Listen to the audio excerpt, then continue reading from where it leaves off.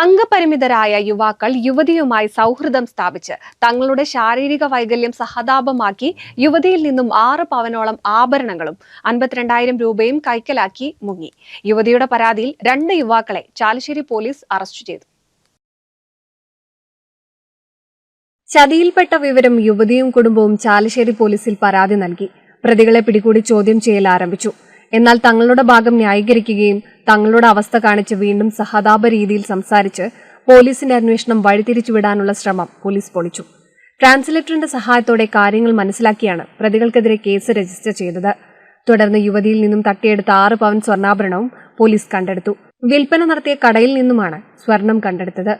തിരൂർ ചമ്രവട്ടം സ്വദേശി അരപ്പയിൽ വീട്ടിൽ മുഹമ്മദ് റാഷിദ്, ചാലിശ്ശേരി ആലിക്കര സ്വദേശി മേലെത്തലയ്ക്കൽ ബാസിൽ എന്നിവരാണ് ചാലിശ്ശേരി പോലീസിന്റെ പിടിയിലായത്. ഇതിൽ മുഹമ്മദ് റാഷിദിന്റെ പേരിൽ തിരൂർ പോലീസിൽ IT ആക്ട് പ്രകാരമുള്ള കേസ് രജിസ്റ്റർ ചെയ്തിട്ടുണ്ട്.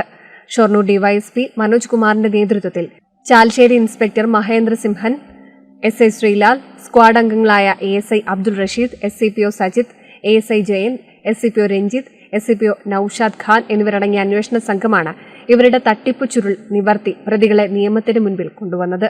NCV news Thrithala.